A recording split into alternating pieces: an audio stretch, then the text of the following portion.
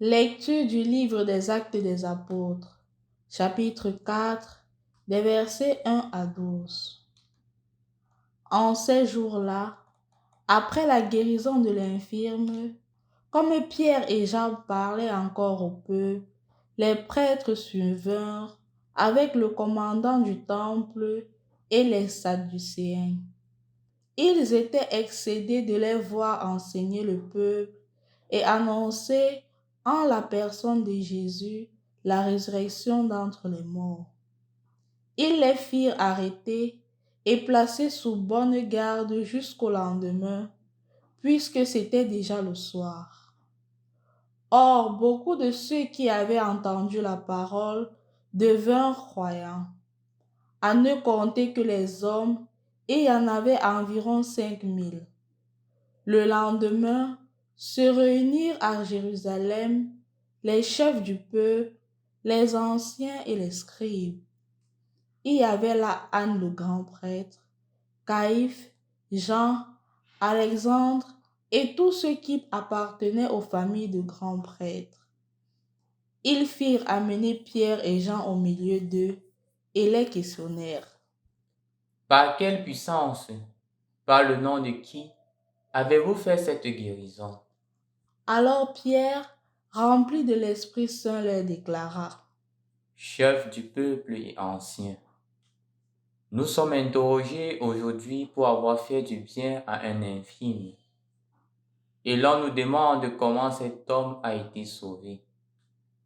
Sachez-le donc vous tous, ainsi que tout le peuple d'Israël. C'est par le nom de Jésus le Nazaréen, lui que vous avez crucifié, mais que Dieu a ressuscité d'entre les morts. C'est par lui que cet homme se trouve là devant vous, bien portant. Ce Jésus est la pierre méprisée de vous, les bâtisseurs, mais devenue la pierre d'angle. En nul autre que lui, il n'y a de salut, car sous le ciel, aucun autre nom n'est donné aux hommes qui puissent nous sauver.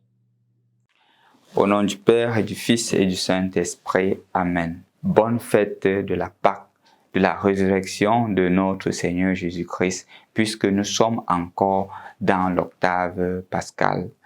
Et aujourd'hui, nous voyons un événement tout à fait particulier. Pierre et Jean qui sont conduits devant le tribunal pour être jugés par les chefs des peuples, les anciens et les scribes. Donc, toute une équipe qui est placée là pour le juger. Ce qui est davantage marquant, c'est le motif de l'accusation. Il est clairement stipulé dans la première lecture que nous avons écoutée. Par quelle puissance et au nom de qui avez-vous fait cela? Avez-vous fait cela? Ça, c'est le motif de la condamnation.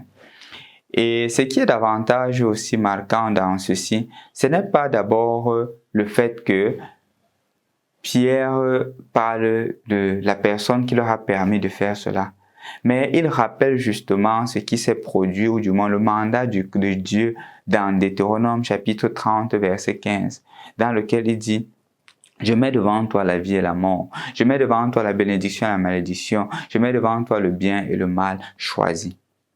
Comme pour dire que l'homme a la liberté de choisir Dieu au détriment du mal.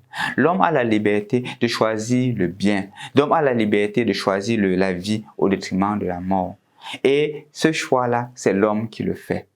Et ainsi, quand Pierre se met à dire, nous sommes conduits aujourd'hui, chefs des peuples, anciens scribes, pour avoir fait le bien. Il est en train de leur rappeler que l'objectif pour lequel ils sont conduits, c'est d'avoir fait la volonté de Dieu. Et là, il n'a pas peur de dire clairement que cette volonté de Dieu s'est accomplie en Jésus-Christ, que vous aviez crucifié et que Dieu l'a ressuscité. C'est justement ce qui doit nous habiter, chers frères et sœurs dans le Christ, d'avoir toujours à l'idée de faire le bien. Parfois, tu pourrais être aussi jugé. Parfois, tu pourrais être aussi mal interprété parfois parce que tu as fait le bien. Mais un effet de la résurrection, c'est le fait que tu t'attaches au bien. Une force de la résurrection, c'est le fait que tu dises que rien ne peut m'empêcher de faire le bien. N'oublions pas que Pierre, dans l'évangile d'aujourd'hui, a le courage. Mais il y a de cela quelque temps, c'est ce même Pierre qui a renié Jésus au milieu des femmes. C'est l'effet de la résurrection. La résurrection porte le courage à la personne qui veut servir Jésus fidèlement. Et il sait justement ce à quoi il s'attache particulièrement, c'est le bien. Et le bien ne doit pas quitter celui qui est attaché au Christ. Le bien doit toujours habiter celui qui est attaché au Christ. Le bien doit être le marchepied de celui qui est attaché au Christ, parce que le Christ est mort pour le bien. Il est mort par amour pour toi et pour moi. Et il ressuscite pour que nous aussi, nous portions le bien à nos frères et sœurs humains. Je voudrais donc t'inviter aujourd'hui de ne jamais te décourager à faire le bien. Parce que c'est pour cela que le Christ meurt. Et les gens pourront te critiquer. Ils pourront t'accuser faussement comme on est en train de le faire pour Pierre et Jean aujourd'hui. Mais dis-toi que le Seigneur va toujours te défendre.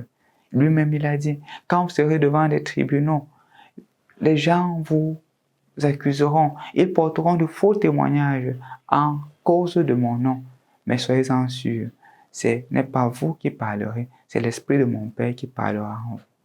Chaque fois que tu subis une difficulté à cause du bien que tu es en train de faire, dis-toi que le Seigneur l'a subi en premier. Dis-toi que les apôtres l'ont subi.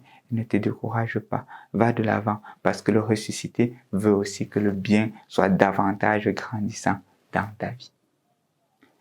Au nom du Père et du Fils et du Saint-Esprit. Amen. La famille Miss Jeune vous souhaite Joyeux Noël!